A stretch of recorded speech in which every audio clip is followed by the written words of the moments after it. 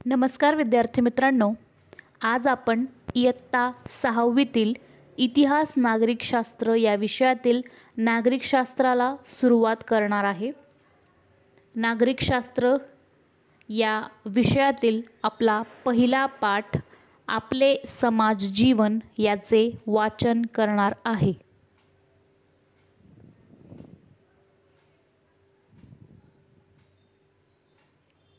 पाठ पहिला आपले समाज जीवन।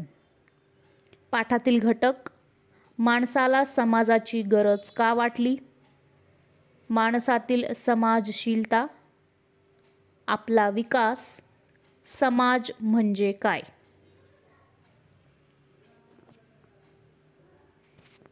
इयत्ता 5वीच्या पाठ्यपुस्तकात माणसाची उत्क्रांती कशी झाली हे तुम्ही शिकलात। आजचे आपले सामाजिक जीवन हजारो वर्षांच्या उत्क्रांतीतून आकारास आले आहे।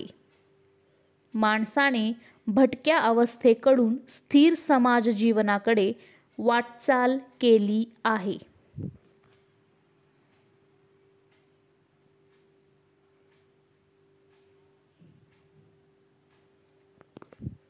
घटक पहिला: माणसाला समाजाची गरज का वाटली।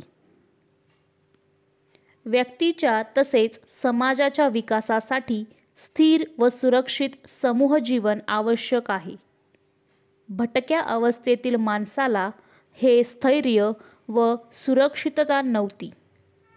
समूहात राहिल्याने सुरक्षितता मिळते याची जाणीव झाल्याने माणूस संघटितपणे जगू लागला।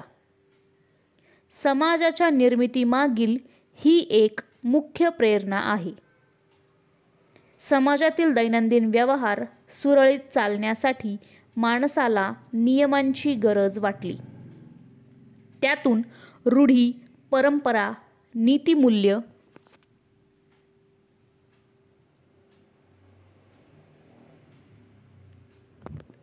नियम आणि कायदे अस्तित्वात आले। त्यामुळे माणसाचे समाज जीवन अधिक संघटित व स्थिर झाले। घटक दुसरा: माणसातील समाजशीलता। माणूस स्वभावतः समाजशील आहे। आपणा सर्वांना एकमेकांसह सर्वांच्या सोबतीने आणि माणसात राहायला आवडते। सर्वांसमवेत राहणे ही जशी आनंदाची बाब आहे तशीच ती आपली गरजही आहे। आपल्या अनेक गरजा असतात। अन्न, वस्त्र, निवारा या आपल्या शारीरिक गरजा आहेत। त्या पूर्ण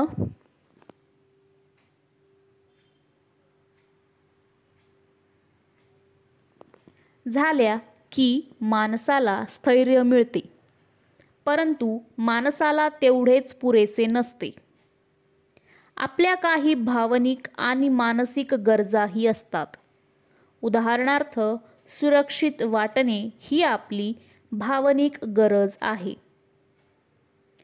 आपल्याला आनंद झाला तर तो कोणाला तरी सांगावासा वाटतो।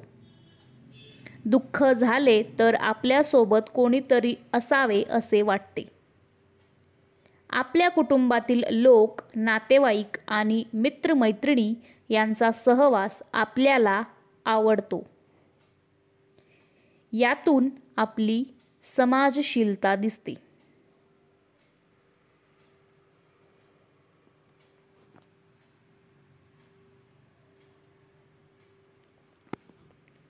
बोलते आणि लिहिते व्हा। चित्रकलेच्या स्पर्धेत तुम्हाला पहिले बक्षीस मिळाले आहे। ते स्वतःजवळच ठेवाल की मित्रमैत्रिणींना दाखवाल? त्यांनी तुम्हाला काय प्रतिसाद द्यावा अशी तुमची अपेक्षा आहे? त्यांच्या प्रतिसादानंतर तुम्हाला कसे वाटले? कौतुक केल्याने खूप छान वाटले, चांगले चित्र काढण्यास हुरूप आला, आणखीन काय वाटले याविषयी लिहा।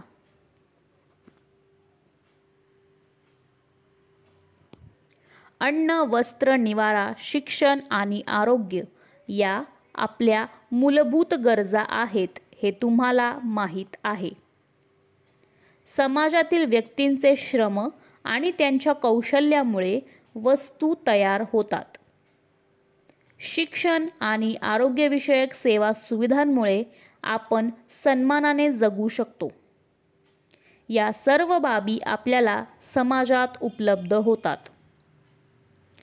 वेगवेगळे उद्योग व व्यवसायांतून आपल्या गरजा पूर्ण होतात. उदाहरणार्थ, आपल्याला अभ्यासासाठी पुस्तक लागते. पुस्तकासाठी कागद लागतो.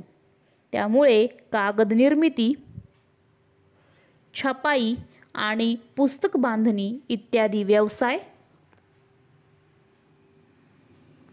उद्योगांचा विकास होतो. अनेक व्यक्ती त्यात वाटा उचलतात. समाजातील अनेकविध व्यवसायांमुळे आपल्या गरजा भागतात. यातूनच आपल्यातील क्षमता, कौशल्यांचा विकास होतो. समाजात मूलभूत गरजांची पूर्तता होते. सुरक्षितता, कौतुक, प्रशंसा, आधार इत्यादींसाठी आपण सर्व एकमेकांवर अवलंबून असतो. म्हणून आपले समाज जीवन परस्परावलंबी असते. करून पहा. सकाळी उठल्यापासून आपल्याला कोणकोणत्या वस्तूंची आवश्यकता असते याची एक सूची तयार करा. त्यातील किमान 5 वस्तू तयार करण्यात आणि तुमच्यापर्यंत पोहोचवण्यात कोणाकोणाचा सहभाग असतो ते शोधा.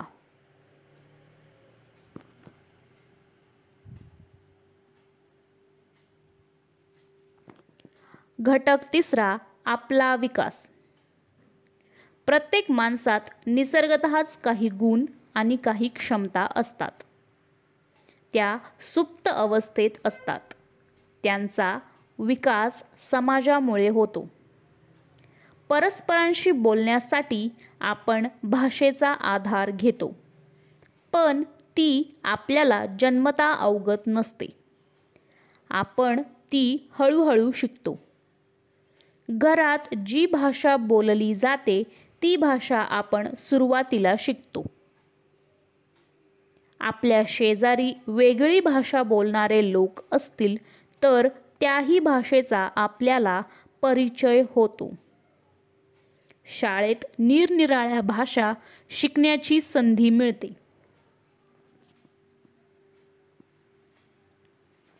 आपल्याजवळ स्वतंत्र विचार करण्याचीही क्षमता असते.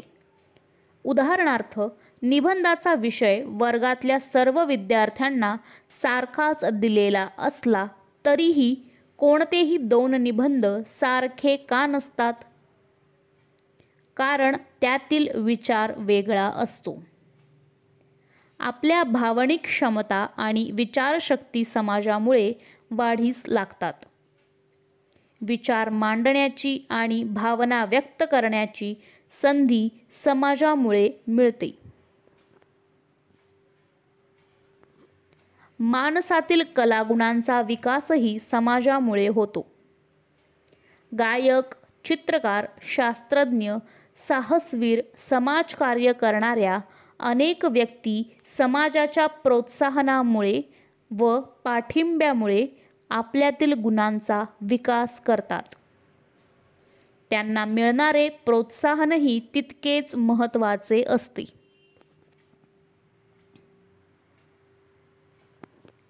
घटक 4, समाज म्हणजे काय?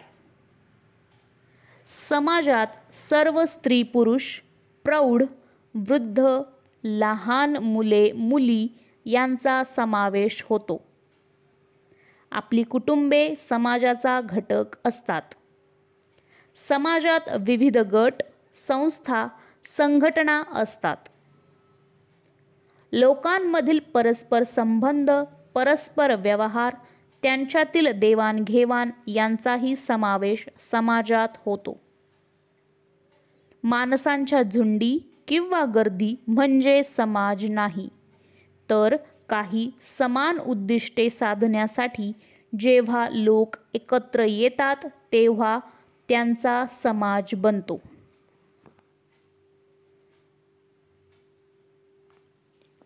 अन्न, वस्त्र, निवारा, सुरक्षितता यांसारख्या गरजा भागवण्यासाठी समाजाला एक कायमस्वरूपी व्यवस्था निर्माण करावी लागते. या अशा व्यवस्थेशिवाय समाजाचे दैनंदिन व्यवहार होऊ शकत नाही. समाजाचे अस्तित्व टिकून राहण्यासाठी व्यवस्था आवश्यक आहे. उदाहरणार्थ, अन्नाची गरज पुरवण्यासाठी शेती करणे आवश्यक आहे. शेतीशी संबंधित सर्व कार्य पार पाडण्यासाठी विविध संस्था निर्माण कराव्या लागतात.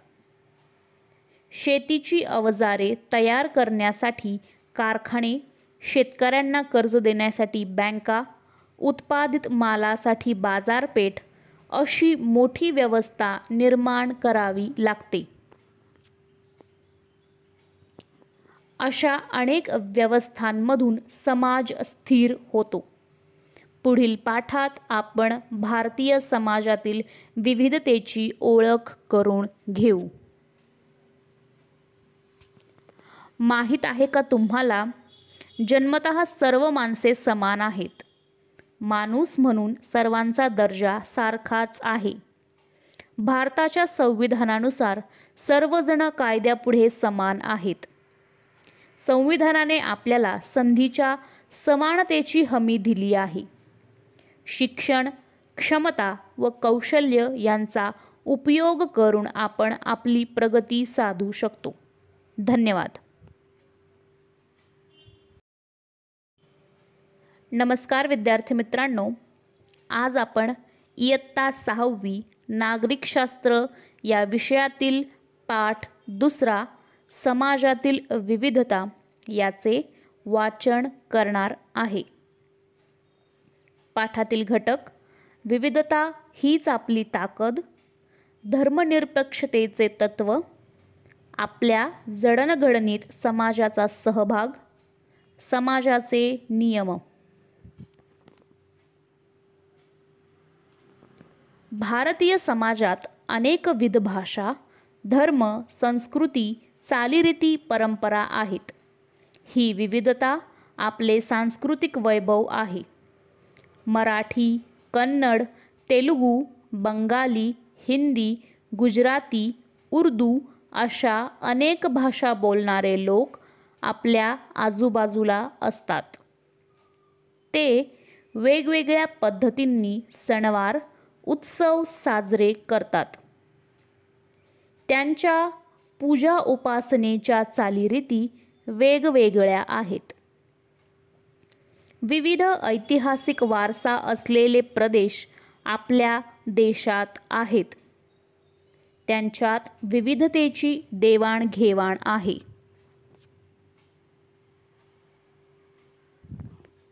आपल्या देशातील हे विविध समूह वर्षानुवर्षे एकत्र असल्यामुळे त्यांच्यात एकतेची भावना निर्माण झाली आहे. भारतीय समाजातील एकता यातून दिसून येते.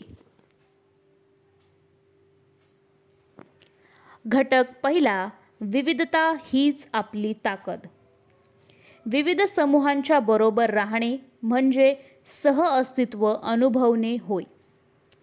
अशा सहअस्तित्वामुळे आपल्यातील सामंजस्य वाढते. त्यामुळे परस्परांच्या चालीरीतींशी व जीवनपद्धतींशी आपली ओळख होते. आपण एकमेकांच्या जीवनपद्धतींचा आदर करायला शिकतो. इतरांच्या काही प्रथा परंपरा आत्मसात करतो. यातून समाजात एकोपा वाढतो. सामाजिक एकोप्यामुळे आपण अनेक नैसर्गिक व सामाजिक आपत्तींचा सामना करू शकतो. घटक दुसरा: धर्मनिरपेक्षतेचे तत्त्व. भारतीय समाजात विविध धर्मांचे लोक राहतात. त्यांच्यातील परस्पर सामंजस्य वाढीस लागावे व सर्वांना आपल्या श्रद्धेनुसार उपासना करण्याचे स्वातंत्र्य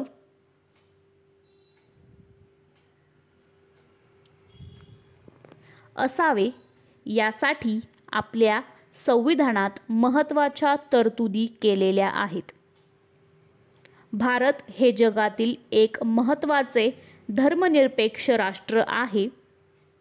आपल्या देशात भाषिक आणि धार्मिक विविधता मोठ्या प्रमाणावर आहे. ही विविधता निकोपपणे जपण्यासाठी आपण धर्मनिरपेक्षतेचे तत्त्व स्वीकारले आहे. त्यानुसार आपल्या देशात राज्यसंस्थेने कोणत्याही एका धर्माचा पुरस्कार केलेला नाही. प्रत्येक व्यक्तीला आपापल्या किंवा आपल्या पसंतीच्या धर्माची उपासना करण्याचे स्वातंत्र्य आहे.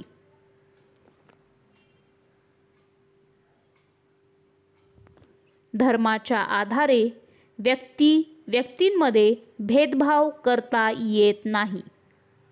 सर्व धर्मांच्या लोकांना राज्यसंस्थेकडून समान वागणूक दिली जाते. शिक्षण, रोजगार, सरकारी नोकरीच्या संधी सर्वांना उपलब्ध करून दिल्या जातात. त्यात धर्माच्या आधारे भेदभाव केला जात नाही.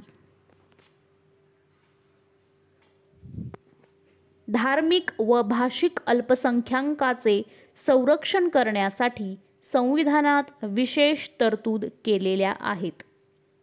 अल्पसंख्याकांना आपापली भाषिक आणि सांस्कृतिक ओळख जोपासण्याचे स्वातंत्र्य आहे. शिक्षणाद्वारे आपल्याला समाजाचा विकास करण्याचे स्वातंत्र्यही त्यांना आहे. धर्मनिरपेक्षतेच्या तत्त्वामुळे भारतीय समाजात धार्मिक सामंजस्य टिकून राहिले आहे.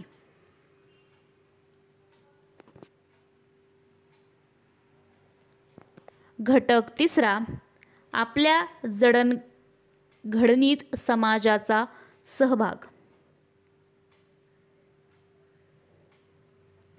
समाजात राहून आपण काय शिकतो, कोणते गुण आत्मसात करतो, आपल्या जडणघडणीत समाज कशी मदत करतो ते आपण समजावून घेऊ.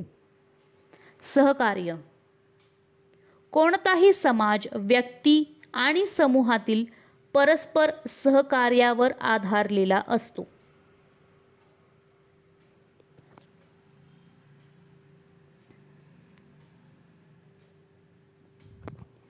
व्यक्तींमध्ये सहकार्य असल्याशिवाय समाज अस्तित्वात राहू शकत नाही. परस्परांच्या अडचणी व प्रश्न सोडवण्यासाठी परस्परांना मदत करणे व देवाणघेवाण करणे म्हणजे सहकार्य होय. आपल्या घरातील व्यक्तींमध्ये अशी वृत्ती नसेल तर जसे आपले कुटुंब टिकू शकत नाही तसेच समाजाचे आहे. सहकार्याअभावी आपला विकास रखडेल, दैनंदिन जीवनही सुरळीत चालणार नाही. सहकार्यामुळे समाजातील परस्परावलंबन अधिक निकोप होते. समाजातील सर्वांना सामावून घेता येते. सर्व घटकांना बरोबर घेऊन जाण्याची ती एक प्रक्रिया आहे. चला चर्चा करू. आपल्या समाजातील दुर्बल व वंचित घटकांना आणि मुलींना शिक्षण घेण्यासाठी आणि त्यांच्या विकासासाठी आपण सहकार्य केले पाहिजे. त्यासाठी शासनाने आत्तापर्यंत कोणत्या योजना राबवल्या आहेत याची माहिती मिळवा. या घटकांच्या विकासासाठी तुम्ही काय कराल याची वर्गात चर्चा करा. चर्चेतील महत्त्वाचे मुद्दे इतर वर्गातील विद्यार्थ्यांपर्यंत पोहोचवा. सहिष्णुता आणि सामंजस्य. समाजात जसे सहकार्य असते तसेच कधीकधी मतभेद, वाद आणि संघर्षही निर्माण होतात. व्यक्तींमधील मते, विचार आणि दृष्टिकोन जुळले नाहीत तर वाद, संघर्ष निर्माण होऊ शकतात. एकमेकांविषयी असणारे पूर्वग्रह किंवा गैरसमज हेही संघर्षाचे कारण असू शकते. दीर्घकाळ संघर्ष चालू ठेवणे हे कोणाच्याच हिताचे नसते. तडजोड आणि समझोता यांच्याद्वारे व्यक्ती संघर्षाचे निराकरण करायला शिकतात. एकमेकांना समजून घेतले आणि सहिष्णु वृत्ती दाखवली तर संघर्ष मिटू शकतात. सामंजस्यातून नकळतपणे आपण अनेक नव्या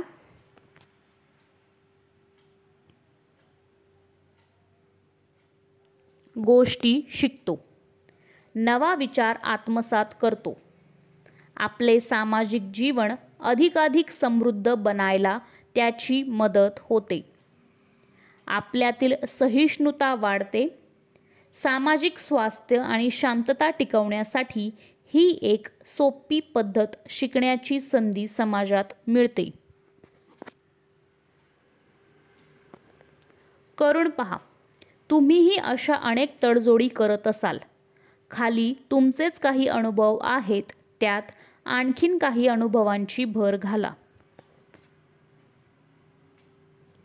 सभागृह तुडुंब भरले आहे. जागा शोधणाऱ्या एका व्यक्तीला तुम्ही तुमच्या बाकावरील छोट्याशा जागेत सामावून घेता. तुम्हाला गिअर असणारी सायकल हवी आहे, परंतु ताईंच्या फीचे पैसेही भरायचे आहेत. तुम्ही तुमचा हट्ट बाजूला ठेवता. शेतीच्या बांधावरून शेजाऱ्याशी सुरू असलेला तुमच्या कुटुंबाचा वाद कोर्टात न जाता तुम्ही संपवला. शेजारचा सोपान आता तुमचा चांगला मित्र झाला. विविध भूमिका पार पाडण्याची संधी. समाजात आपल्या वाट्याला अनेक भूमिका येतात. एकच व्यक्ती अनेक भूमिका पार पाडत असते. प्रत्येक भूमिकेच्या काही जबाबदाऱ्या आणि कर्तव्य ठरलेली असतात. कुटुंबात आणि बाहेर आपण या भूमिकांमुळे अनेकांशी जोडले जातो. आपल्या भूमिकांमध्ये अनेकदा बदल होत असतात.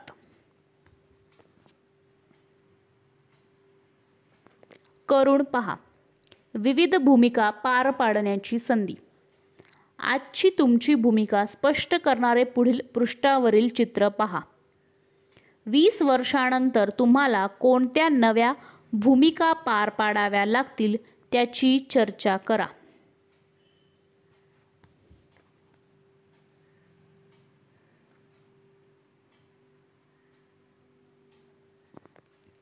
घटक 4.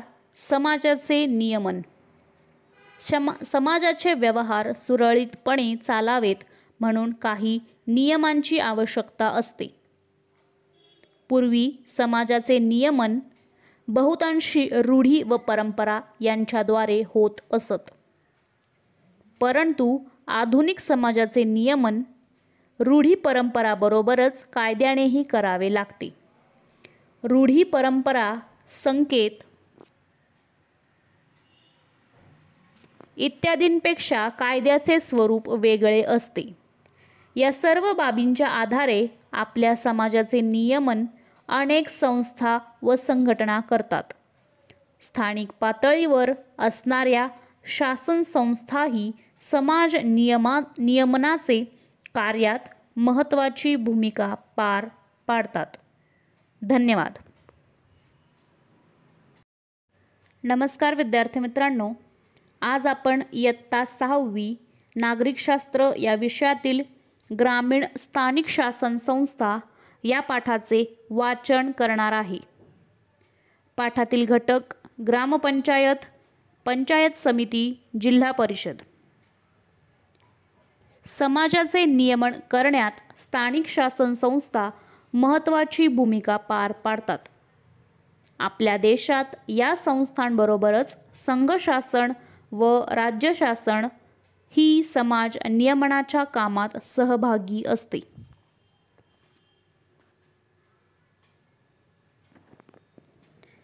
स्थानिक शासन संस्थांचे ढोबळमानाने ग्रामीण व शहरी स्थानिक शासन संस्था असे वर्गीकरण केले जाते. या पाठात आपण ग्रामीण भागातील स्थानिक शासन संस्थांविषयी जाणून घेऊया. ग्रामपंचायत, पंचायत समिती व जिल्हा परिषद या ग्रामीण स्थानिक शासन संस्थांना एकत्रितपणे पंचायती राजव्यवस्था म्हटले जाते. माहीत आहे का तुम्हाला, आपल्या देशात 3 पातळ्यांवरून राज्यकारभार चालतो. संपूर्ण देशाचा राज्यकारभार संघशासन चालवते.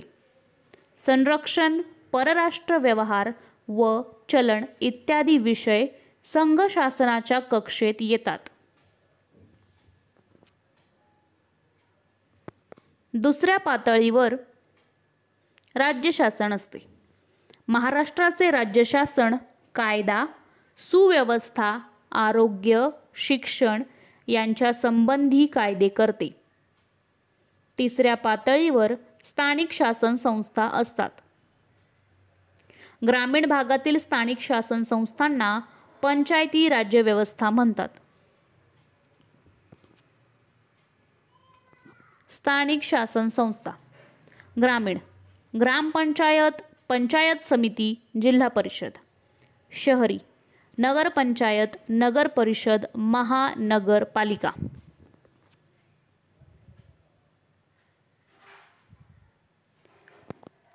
घटक पहिला, ग्रामपंचायत. प्रत्येक गावाचा कारभार ग्रामपंचायत करते. 500 पेक्षा कमी लोकसंख्या आहे अशा 2 किंवा अधिक गावांसाठी एकच ग्रामपंचायत असते. तिला गटग्रामपंचायत म्हणतात. पाणी पुरवठा, दिवाबत्ती, जन्ममृत्यू, विवाहाच्या नोंदी इत्यादी कामे ग्रामपंचायत करते. ग्रामपंचायतीचे पदाधिकारी व अधिकारी. सरपंच: ग्रामपंचायतीच्या निवडणुका दर 5 वर्षांनी होतात. निवडून आलेले सदस्य आपल्यापैकी एकाची सरपंच आणि एकाची उपसरपंच म्हणून निवड करतात. ग्रामपंचायतीच्या सभा सरपंचाच्या अध्यक्षतेखाली होतात. गावाच्या विकास योजना प्रत्यक्ष राबवण्याची जबाबदारी सरपंचावर असते. योग्य पद्धतीने कारभार न करणाऱ्या सरपंचावर ग्रामपंचायतीच्या सदस्यांना अविश्वासाचा ठराव मांडता येतो. सरपंच उपस्थित नसेल तेव्हा ग्रामपंचायतीचे कामकाज उपसरपंच पाहतो. ग्रामसेवक: ग्रामसेवक ग्रामपंचायतीचा सचिव असतो. त्याची नेमणूक जिल्हा परिषदेचे मुख्य कार्यकारी अधिकारी करतात. ग्रामपंचायतीचे दैनंदिन कामकाज पाहणे, ग्रामपंचायतीच्या विकास योजना गावातील लोकांना समजावून सांगणे इत्यादी कामे ग्रामसेवक करतो. ग्रामसभा: ग्रामीण भागात किंवा गावात राहणाऱ्या मतदारांची सभा म्हणजे ग्रामसभा. ग्रामसभा हे स्थानिक पातळीवरील लोकांचे सर्वात महत्त्वाचे संघटन होय. प्रत्येक आर्थिक वर्षात ग्रामसभेच्या किमान 6 सभा होणे बंधनकारक आहे. ग्रामसभा बोलवण्याची जबाबदारी सरपंचावर असते. प्रत्येक आर्थिक वर्षाच्या पहिल्या सभेत ग्रामपंचायतीने सादर केलेला वार्षिक अहवाल आणि हिशोबावर ग्रामसभा चर्चा करते. ग्रामसभेच्या सूचना ग्रामपंचायतीला कळवल्या जातात. ग्रामपंचायतीच्या विकास योजनांना ग्रामसभा मान्यता देते. शासनाच्या योजनांचा लाभ घेण्यास कोणत्या व्यक्ती पात्र आहेत ते ठरवण्याचा अधिकार ग्रामसभेला असतो. ग्रामसभेत महिलांचा सहभाग: ग्रामसभेच्या बैठकीपूर्वी गावातील महिलांची सभा होणे, तिथे महिला अधिक मोकळेपणाने वेगवेगळ्या प्रश्नांची चर्चा करतात. पिण्याचे पाणी, दारूबंदी, रोजगार, इंधन, आरोग्य इत्यादी विषयांबाबत महिला ग्रामसभेत अधिक आस्थेने बोलतात. आवश्यक ते बदल घडवण्यासाठी उपायही सुचवतात.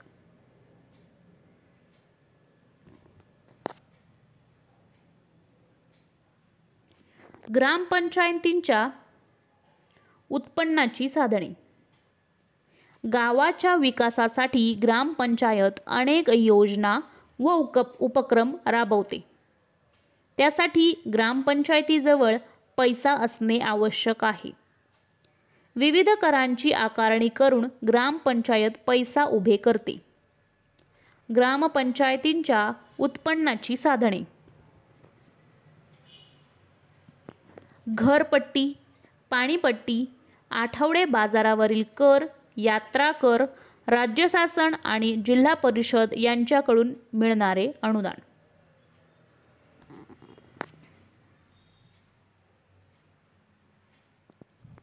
घटक दुसरा, पंचायत समिती. एका तालुक्यातील सर्व गावांचा एकत्रित असा विकास गट असतो. विकास गटाचा कारभार पाहणारी संस्था म्हणजे पंचायत समिती होय. ग्रामपंचायत व जिल्हा परिषद यांना जोडणारा दुवा पंचायत समिती असते. पंचायत समितीचे पदाधिकारी. पंचायत समितीच्या निवडणुका दर 5 वर्षांनी होतात. निवडून आलेले प्रतिनिधी आपल्यापैकी एकाची सभापती आणि एकाची उपसभापती म्हणून निवड करतात. पंचायत समितीच्या सभा बोलवणे आणि सभांचे कामकाज चालवणे ही जबाबदारी सभापतीची असते. सभापतीच्या अनुपस्थितीत उपसभापती कामे पाहतो.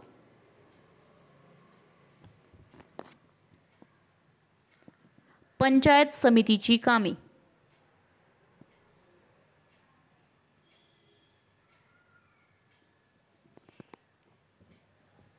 लोकांची कामे.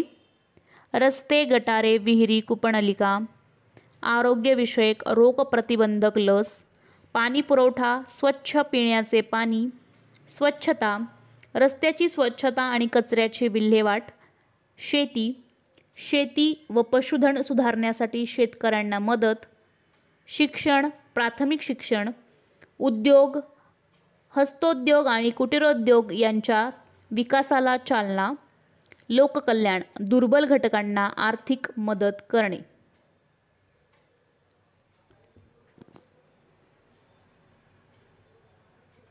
विकास गटात कोणती कामे केली पाहिजेत त्या योजनांचा आराखडा पंचायत समिती तयार करते. प्रत्येक महिन्यात पंचायत समितीची किमान एक तरी सभा होणे आवश्यक असते. पंचायत समितीला जिल्हा निधीतून काही रक्कम मिळते. विकास गटात करायच्या विकासाच्या योजनांसाठी पंचायत समितीला राज्य शासनाकडूनही अनुदान मिळते.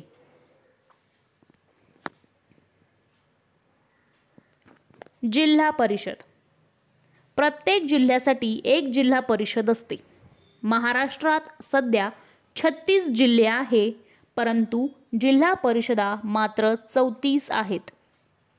कारण मुंबई शहर जिल्हा व मुंबई उपनगर जिल्हा हे ग्रामीण लोकवस्तीचे भाग नाही, म्हणून त्यांच्यासाठी जिल्हा परिषदा नाहीत.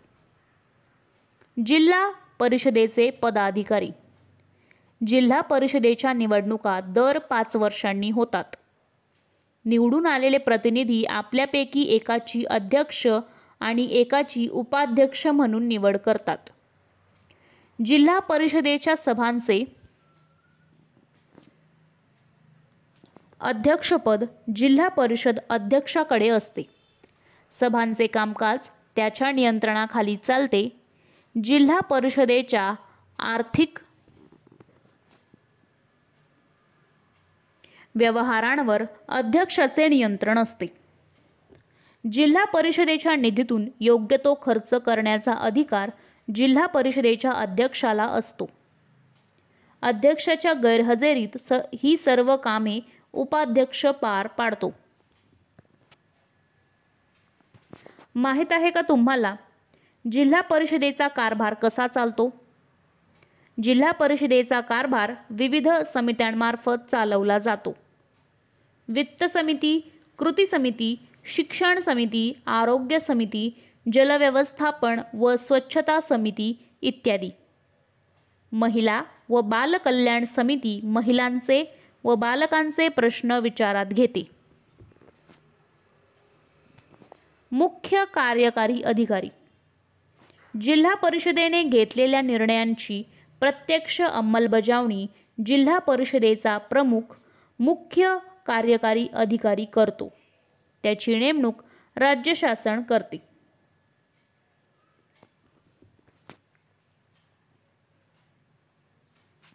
तुम्ही काय कराल? कल्पना करा, तुम्ही जिल्हा परिषदेचे मुख्य कार्यकारी अधिकारी आहात. तुमच्या जिल्ह्यात तुम्ही कोणकोणत्या विकास कामांना प्राधान्य द्याल? जिल्हा परिषदेची कामे: शिक्षणाविषयक सुविधा, आरोग्यविषयक सुविधा, पाणी पुरवठा, बी बियाणांचा पुरवठा, दिवाबत्तीची सोय, गावाच्या परिसरात झाडे लावणे. काय कराल?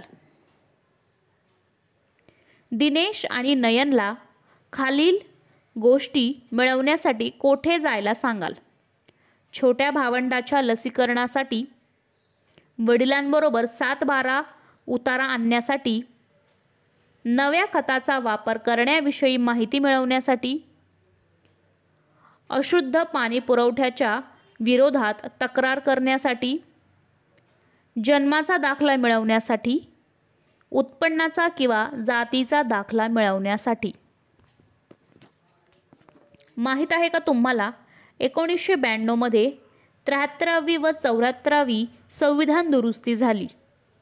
या दुरुस्तीने ग्रामीण व शहरी स्थानिक शासन संस्थांना संविधानात स्थान दिले. परिसराचा विकास कार्यक्षम रीतीने करण्यासाठी त्यांच्या अधिकारात वाढ केली. त्यांच्या अखत्यारीतील विषयही वाढवले.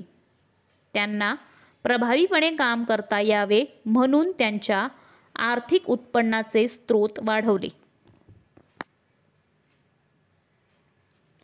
पंचायत राज व्यवस्था एका दृष्टिक्षेपात: अध्यक्ष जिल्हा परिषद, मुख्य कार्यकारी अधिकारी, सभापती पंचायत समिती गट विकास अधिकारी, सरपंच ग्रामपंचायत ग्रामसेवक, सरपंच सभापती अध्यक्ष मतदानाद्वारे निवडले जातात.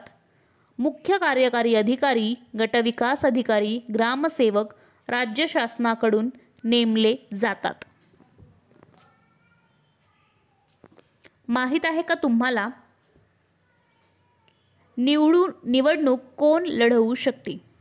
ग्रामपंचायत, पंचायत समिती व जिल्हा परिषद या तीनही शासन संस्थांमध्ये निवडून येण्यासाठी काही पात्रतेच्या अटी पूर्ण कराव्या लागतात.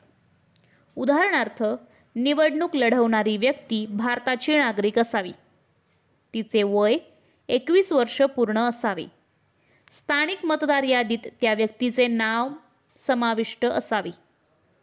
पात्रतेच्या या अटी शहरी स्थानिक शासन संस्थांनाही लागू आहेत. स्थानिक शासन संस्था ग्रामीण, ग्रामपंचायत, पंचायत समिती, जिल्हा परिषद. सदस्य संख्या: ग्रामपंचायत किमान 7, कमाल 17. पंचायत समिती किमान 15, कमाल 45. जिल्हा परिषद किमान 50, कमाल 75. पदाधिकारी: ग्रामपंचायत सरपंच, उपसरपंच. पंचायत समिती सभापती, उपसभापती. जिल्हा परिषद अध्यक्ष, उपाध्यक्ष. अधिकारी: ग्रामपंचायत ग्रामसेवक, पंचायत समिती गटविकास अधिकारी, जिल्हा परिषद मुख्य कार्यकारी अधिकारी. धन्यवाद. नमस्कार विद्यार्थी मित्रांनो, आज आपण इयत्ता 6वी नागरिकशास्त्र या विषयातील पाठ 4 शहरी स्थानिक शासन संस्था याचे वाचन करणार आहे।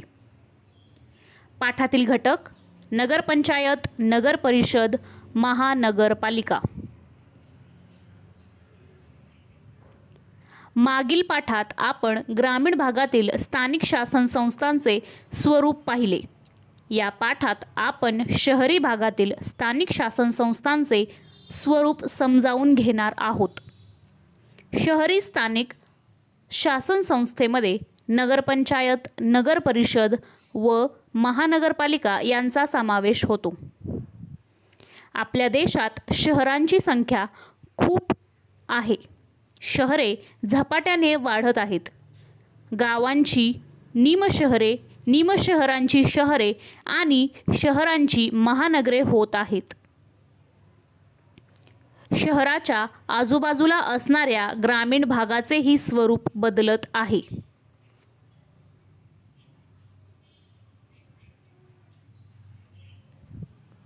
चला चर्चा करा। शहरांना भेडसावणारे प्रमुख प्रश्न कोणते आहेत? शहरातील नातेवाईकांकडे दिवाळीची सुट्टी मजेत घालवलेली रेश्मा तेथील काही प्रसंगांबाबत विचार करू लागली। रेश्माप्रमाणेच या प्रसंगावर तुम्ही विचार करा आणि 2 परिच्छेदात ते लिहा।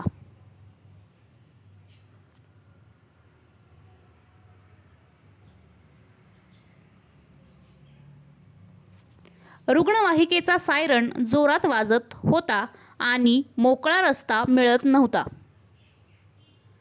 पाणी कपातीच्या निर्णयामुळे पाण्याच्या टँकरसमोर गर्दी होती। बागांमध्ये लहान मुले व ज्येष्ठ नागरिकांसाठी सोयी केल्या जात होत्या। शहरातील सोयी व समस्या। एक उद्योग व्यवसायांच्या संधी, वाढते सेवा क्षेत्र, मोठ्या प्रमाणावर रोजगार, मनोरंजन, कला, साहित्य इत्यादी सोयी उपलब्ध।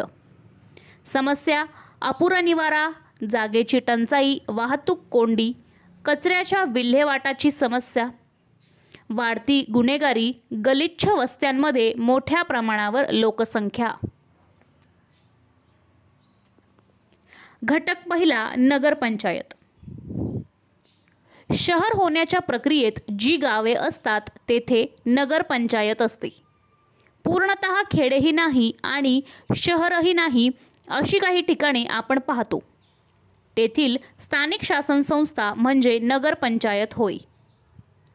अन्य स्थानिक संस्थांप्रमाणे नगरपंचायतीची दर 5 वर्षांनी निवडणूक होते। निवडून आलेले प्रतिनिधी आपल्यापैकी एकाची अध्यक्ष आणि एकाची उपाध्यक्ष म्हणून निवड करतात। सर्वच स्थानिक संस्थांना काही आवश्यक कामे पार पाडावी लागतात। त्यानुसार नगरपंचायतीची आवश्यक कामे कोणती असे तुम्हाला वाटते?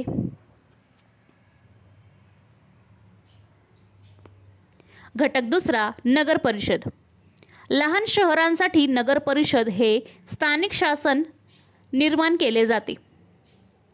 नगर परिषदेच्या निवडणुका दर 5 वर्षांनी होतात। निवडून आलेले प्रतिनिधी नगरसेवक म्हणून काम करतात। नगर परिषदेच्या निवडणुकांसंबंधी असणाऱ्या कायद्यात अलीकडेच काही बदल झाले आहेत।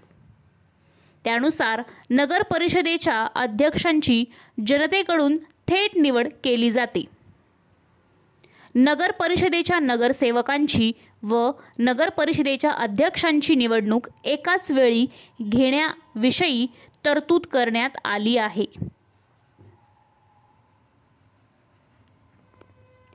नगर परिषदेच्या सर्व सभांचे अध्यक्षस्थान नगराध्यक्ष भूषवतो। तेथील कामकाजांचे नियमन करतो। नगर परिषदेच्या आर्थिक प्रशासनावर नगराध्यक्ष लक्ष ठेवतो। नगराध्यक्षांच्या गैरहजेरीत उपनगराध्यक्ष नगर परिषदेचे कामकाज पाहतो। नगर परिषदेला काही कामे करणे बंधनकारक असते।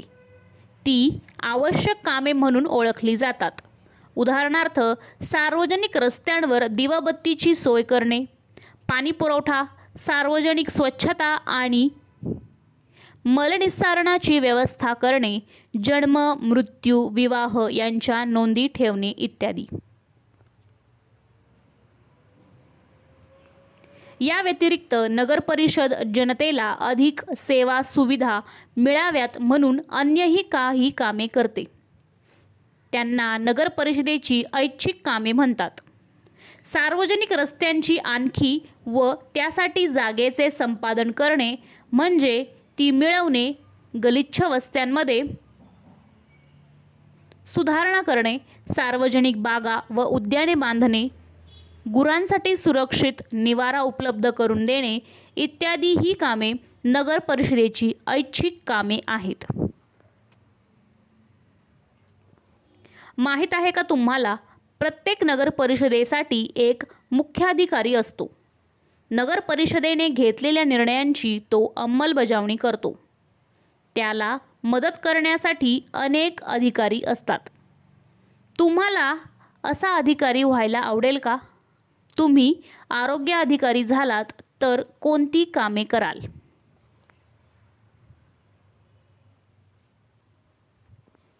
नगर परिषदेच्या उत्पन्नाचे मार्ग: घरपट्टी, शिक्षण कर, पाणीपट्टी, बाजारावरील कर, राज्य शासनाकडून मिळणारे अनुदान. तुम्ही काय कराल? कचरा वेचकांना तुमच्या घरातील कचरा देताना, जलवाहिनी फुटल्यामुळे रस्त्यावर पाणी साठले आहे, पाणीपुरीसाठी अस्वच्छ पाणी वापरले जात असल्याचे तुमच्या लक्षात आले आहे, पुलावरून अनेक जण नदीत निर्माल्याच्या प्लास्टिकच्या पिशव्या टाकत आहेत, गलिच्छ वस्त्यांच्या सुधारणेचा नगर परिषदेचा कार्यक्रम वृत्तपत्रात प्रसिद्ध झाला आहे, परंतु त्यातील एखादी कृती तुम्हाला अयोग्य वाटते. नगर परिषदेतर्फे आवाहन पत्र: डेंग्यूचा प्रसार रोखण्यासाठी डासांची उत्पत्ती थांबवा. त्यासाठी एवढे करा: जुने टायर, नारळाच्या करवंट्या, जुने रिकामे डब्बे गच्चीवर किंवा आसपास साठवून ठेवू नका. ताप उतरत नसल्यास ताबडतोब वैद्यकीय मदत घ्या. परिसर स्वच्छ ठेवा. तुमच्या घरात आणि परिसरात या आव्हानांच्या आधारे तुम्ही काय कराल? घटक तिसरा: महानगरपालिका.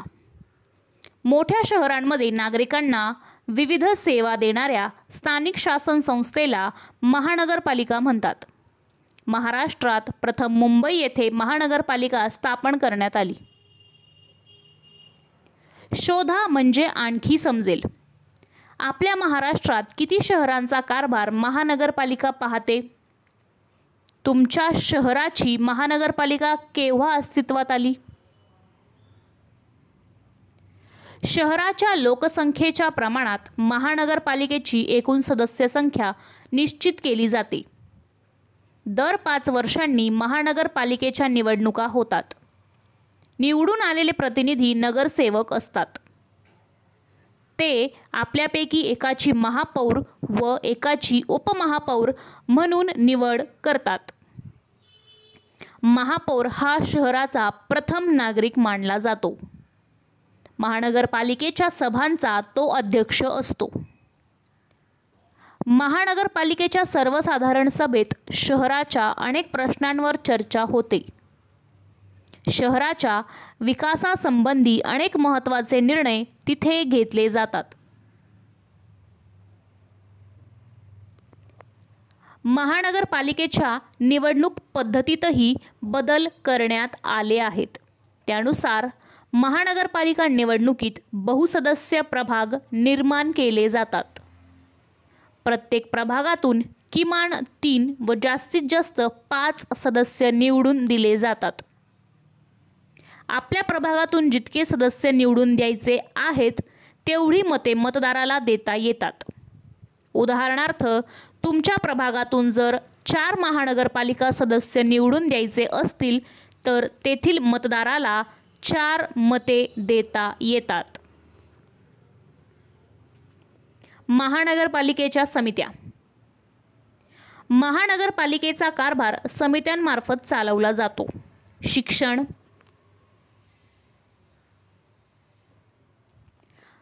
समिती, आरोग्य समिती, परिवहन समिती या त्यांपैकी काही महत्त्वाच्या समित्या आहेत.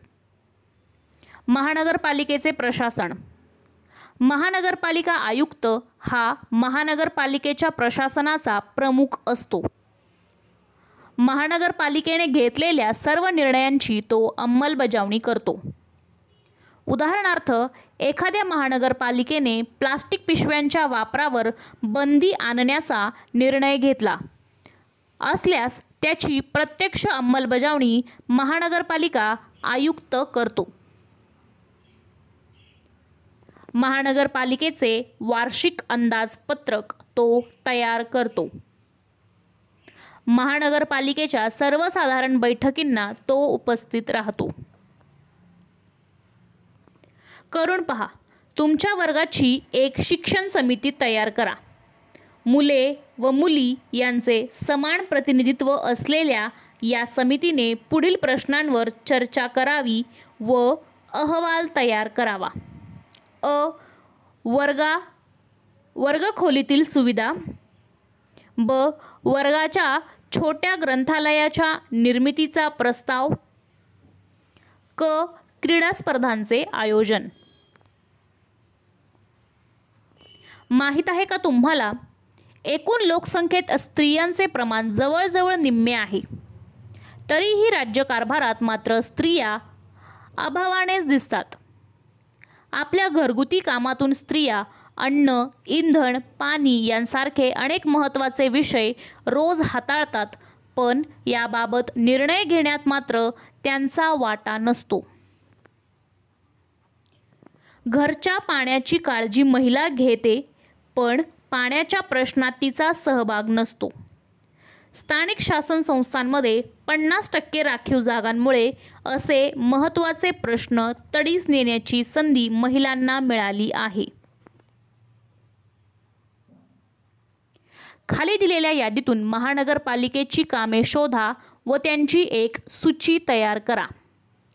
पाणी पुरवठा, रस्त्यावरील दिवाबत्ती, जन्म मृत्यू विवाह नोंद, प्राथमिक शिक्षण, अग्निशामक सेवा, पोलीस, रेल्वेचे वेळापत्रक ठरवणे, अनधिकृत बांधकामांवर हातोडा, पर्यावरण रक्षण, देशाच्या सीमारेषांचे संरक्षण, धोकादायक इमारतींबाबत सूचना, बांधकामांना परवानगी, शहरातील सार्वजनिक वाहतूक.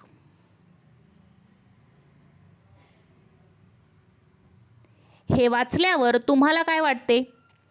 तुमच्या शहरात मेट्रो सुरू होणार आहे. 24 मजली इमारती बांधायला परवानगी मिळाली आहे. प्रत्येक प्रभागात उद्याने व विरंगुळा केंद्रांची निर्मिती केली जाणार आहे. शुद्ध पाण्याचा वापर बागा व गाड्या धुण्यासाठी करणाऱ्यांवर कारवाई होणार आहे. ओला कचरा परिसरातच जिरवण्याचे बंधन घातले आहे. ज्येष्ठ नागरिकांसाठी वृद्धाश्रमांची निर्मिती केली जाणार आहे.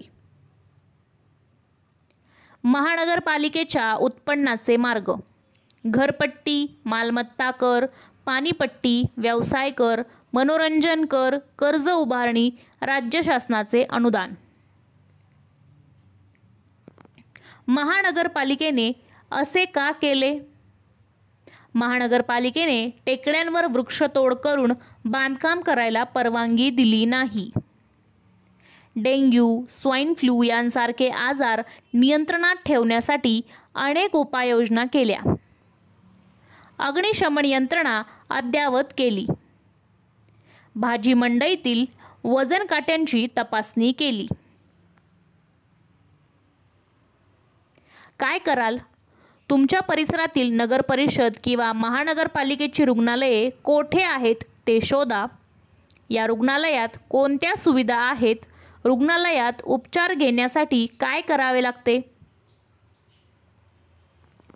स्थानिक शासन संस्था शहरी, नगरपंचायत, नगरपरिषद, महानगरपालिका. सदस्य संख्या नगरपंचायत किमान 9, कमाल 15. नगरपरिषद सदस्य संख्या किमान 17, कमाल 38. महानगरपालिका सदस्य संख्या लोकसंख्येच्या प्रमाणात एकूण सदस्य संख्या ठरवते. पदाधिकारी नगरपंचायत अध्यक्ष, उपाध्यक्ष. नगरपरिषद नगराध्यक्ष, उपनगराध्यक्ष. महानगरपालिका महापौर, उपमहापौर. अधिकारी नगरपंचायत कार्यकारी अधिकारी, नगरपरिषद मुख्याधिकारी, महानगरपालिका आयुक्त. माहीत आहे का तुम्हाला आरक्षण म्हणजे काय, ते का आवश्यक आहे? ग्रामपंचायत, पंचायत समिती व जिल्हा परिषद, नगरपंचायत, नगरपरिषद व महानगरपालिकांमध्ये जितक्या जागा जनतेने निवडून द्यायच्या असतात त्यापैकी काही जागा अनुसूचित जाती, अनुसूचित जमाती व नागरिकांच्या मागास वर्गातील लोकांसाठी राखून ठेवलेल्या असतात. या जागांवर त्या वर्गातील लोकच निवडून येतात. यालाच जागांचे आरक्षण म्हणतात. तसेच एकूण जागांपैकी निम्म्या जागा महिलांसाठी राखीव असतात. समाजातील वंचित घटकांना व महिलांना गावच्या किंवा शहराच्या कारभारात भाग घेता यावा, निर्णयात सहभागी होता यावे म्हणून आरक्षण आवश्यक असते. लोकशाहीत सर्वांना सहभागाची संधी असणे आवश्यक असते. धन्यवाद. नमस्कार विद्यार्थी मित्रांनो, आज आपण इयत्ता 6वी नागरिकशास्त्र या विषयातील पाठ 5वा जिल्हा प्रशासन याचे वाचन करणार आहे. पाठातील घटक जिल्हाधिकारी, जिल्हा पोलीस प्रमुख, जिल्हा न्यायालय. जिल्हा परिषद तर आपल्याला समजली, पण त्यात जिल्हाधिकारी कोठे असतात? वर्तमानपत्रात तर जिल्हाधिकाऱ्यांविषयी बातम्या असतात. आपले शिक्षकच आपल्याला सांगू शकतील. माझी मोठी बहीण नेहमी म्हणते की तिला जिल्हाधिकारी व्हायचे आहे. असे प्रश्न तुम्हालाही पडले असतील ना? जिल्हा परिषद हा पंचायती राज व्यवस्थेचा म्हणजेच ग्रामीण स्थानिक शासन संस्थेचा एक घटक आहे. परंतु आपल्या महाराष्ट्रात जिल्ह्याचे प्रशासन जिल्हा परिषदेबरोबरच जिल्हाधिकाऱ्याकडूनही केले जाते. संघ शासन व राज्य शासन या प्रशासनात सहभागी असतात. घटक पहिला, जिल्हाधिकारी. जिल्हा प्रशासनाचा प्रमुख जिल्हाधिकारी असतो. त्याची नेमणूक राज्य शासन करते. जिल्हाधिकाऱ्याला शेतसारा गोळा करण्यापासून ते जिल्ह्यात कायदा व सुव्यवस्था राखण्यापर्यंत अनेक कामे करावी लागतात. खालील तक्त्याच्या आधारे ती आपण समजावून घेऊ. जिल्हाधिकारी शेती, शेतसारा गोळा करणे, शेतीशी संबंधित कायद्याची अंमलबजावणी करणे, दुष्काळ व चाऱ्याची कमतरता यावर उपाययोजना करणे, कायदा व सुव्यवस्था, जिल्ह्यात शांतता प्रस्थापित करणे, सामाजिक स्वास्थ्य अबाधित ठेवणे, सभाबंदी संचारबंदी जारी करणे. निवडणूक अधिकारी, निवडणूक योग्य प्रकारे पार पडणे, निवडणुकीच्या संदर्भात आवश्यक निर्णय घेणे, मतदार याद्या अद्ययावत करणे.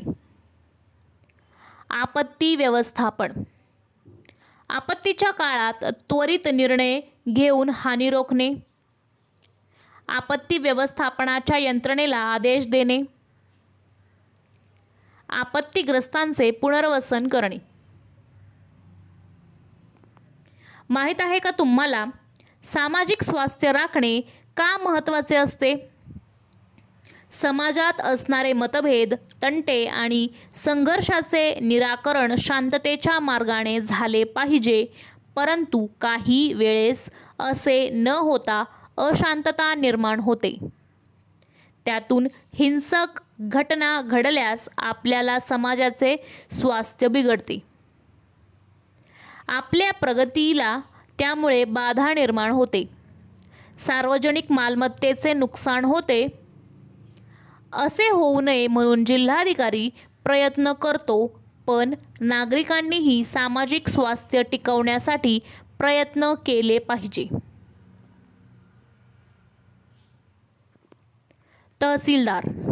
प्रत्येक तालुक्यासाठी एक तहसीलदार असतो. तहसीलदार तालुका दंडाधिकारी या नात्याने तंट्यांमध्ये निवाडाही करतो. तालुक्यात शांतता व सुव्यवस्था राखण्याची जबाबदारी तहसीलदारावर असते. घटक दुसरा, जिल्हा पोलीस प्रमुख. महाराष्ट्रात प्रत्येक जिल्ह्याच्या ठिकाणी एक पोलीस अधीक्षक असतो. त्या जिल्ह्याचा तो प्रमुख पोलीस अधिकारी असतो. जिल्ह्यात शांतता व सुव्यवस्था राखण्यासाठी जिल्हा पोलीस प्रमुख जिल्हाधिकाऱ्यांना मदत करतात. शहरात शांतता व सुव्यवस्था राखण्याची जबाबदारी पोलीस आयुक्तांवर असते.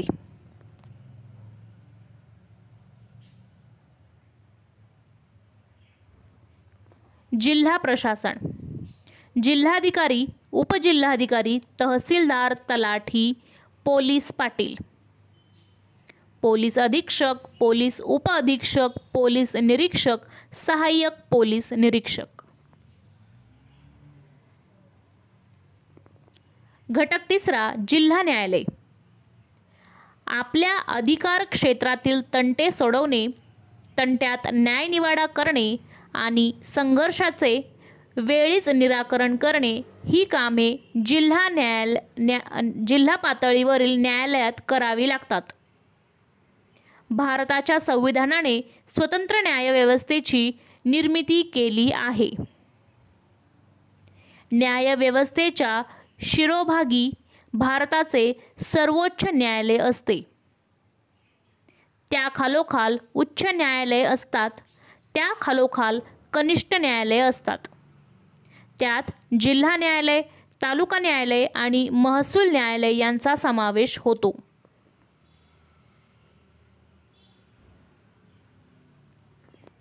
जिल्हा पातळीवर असणाऱ्या न्यायालयाला जिल्हा न्यायालय असे म्हणतात. त्यात एक मुख्य जिल्हा न्यायाधीश व अन्य काही न्यायाधीश असतात. जिल्ह्यातील वेगवेगळ्या खटल्यांची सुनावणी व नंतर अंतिम निकाल देण्याचे काम जिल्हा न्यायालयातील न्यायाधीश करतात. तालुका न्यायालयाने दिलेल्या निर्णयाविरुद्ध जिल्हा न्यायालयात अपील करता येते. जिल्हा न्यायालय. दिवाणी न्यायाधीश दिवाणी खटल्यांसाठी, सत्र न्यायाधीश मॅजिस्ट्रेट प्रथम श्रेणी, मॅजिस्ट्रेट द्वितीय श्रेणी फौजदारी खटल्यांसाठी. आपत्ती व्यवस्थापन. आपल्याला वेगवेगळ्या आपत्तींचा सामना करावा लागतो. पूर, आग, चक्रीवादळ, ढगफुटी, गारपीट, भूकंप, भूस्खलन यांसारख्या नैसर्गिक आपत्तीबरोबरच दंगली, धरण फुटणे, बॉम्बस्फोट, साथीचे आजार यांसारख्या आपत्तींना सामोरे जावे लागते. अशा प्रकारच्या आपत्तींमुळे लोकांचे फार मोठ्या प्रमाणावर विस्थापन तसेच जीवित व वित्तहानी होते. त्यामुळे पुनर्वसनाचे प्रश्नही महत्त्वाचे ठरतात. आपत्तींचा सुव्यवस्थित व शास्त्रीय पद्धतीने सामना करण्याच्या पद्धतीला आपत्ती व्यवस्थापन असे म्हणतात. आपत्ती व्यवस्थापनात संपूर्ण जिल्हा प्रशासन यंत्रणा गुंतलेली असते. तंत्रज्ञानातील प्रगतीमुळे अनेक आपत्तींची आता पुनर्वसना मिळू शकते. उदाहरणार्थ पुराची, वादळाची पूर्वसूचना देणारी प्रणाली विकसित झाली आहे. या प्रणालीमुळे धोक्याची सूचना मिळते.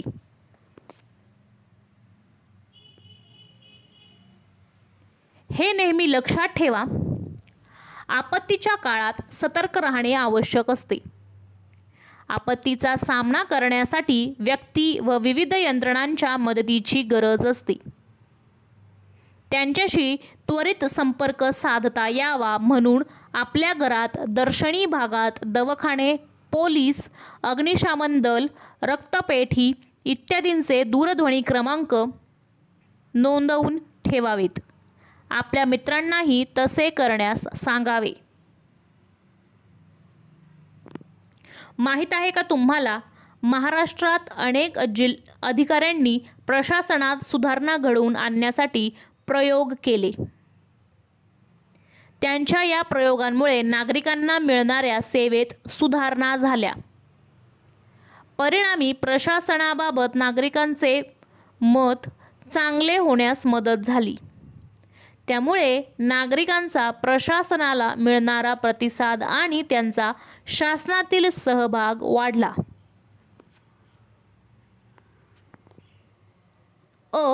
लखीना पॅटर्न. प्रशासन कार्यक्षम व्हावे, नागरिकांना मिळणाऱ्या सार्वजनिक सेवा विशिष्ट दर्जाच्या मिळाव्यात म्हणून अहमदनगर जिल्ह्याचे तत्कालीन जिल्हाधिकारी श्री अनिल कुमार लखीना यांनी प्रशासनात अनेक सुधारणा घडवून आणल्या. त्या लखीना पॅटर्न म्हणून ओळखल्या जातात. कार्यपद्धतीचे प्रमाणीकरण, नियम सोप्या भाषेत लोकांना समाजातील अशा पद्धतीने सादर करणे इत्यादी प्रशासकीय बदल करण्यात आले. लोकांची कामे एकाच छताखाली व्हावीत म्हणून त्यांनी एक खिडकी योजना सुरू केली आहे. दळवी पॅटर्न. पुणे जिल्ह्याचे तत्कालीन जिल्हाधिकारी श्री श्रीकांत दळवी यांनी केलेल्या प्रशासकीय सुधारणा दळवी पॅटर्न म्हणून ओळखल्या जातात. टेबलावर कागदपत्रांचे आणि फायलींचे ढीग साठवून न ठेवता त्यांचा त्याच दिवशी निपटारा करणे आणि निर्णय घेण्यात गतिमानता आणणे हे या सुधारणांचे उद्दिष्ट होते. हा पॅटर्न झिरो पेंडन्सी, शून्य विलंब म्हणून ओळखला जातो. निर्णयातील विलंब यामुळे टाळता आला. प्रशासन गतिमान बनण्यास त्याची मदत झाली. चहांदे पॅटर्न. नाशिकचे तत्कालीन विभागीय आयुक्त डॉक्टर संजय चहांदे यांनी केलेल्या प्रशासकीय सुधारणांना चहांदे पॅटर्न म्हणून ओळखले जाते. प्रशासन व सामान्य जनता यांच्यातील दरी कमी व्हावी, प्रशासनाचे लोकांप्रती असणारे उत्तरदायित्व वाढावे, विकासाच्या कामाचे प्राधान्यक्रम जनतेच्या सहभागाने ठरवता यावे, यासाठी त्यांनी ग्रामस्थ दिन योजना राबवली. प्रशासकीय अधिकारी आणि कर्मचारी यांनी एका ठरवलेल्या दिवशी गावात जाऊन तेथील लोकांशी थेट संवाद साधावा व त्यांच्या समस्यांची सोडवणूक करावी, यासाठी ग्रामस्थ दिनाचे आयोजन केले आहे. धन्यवाद.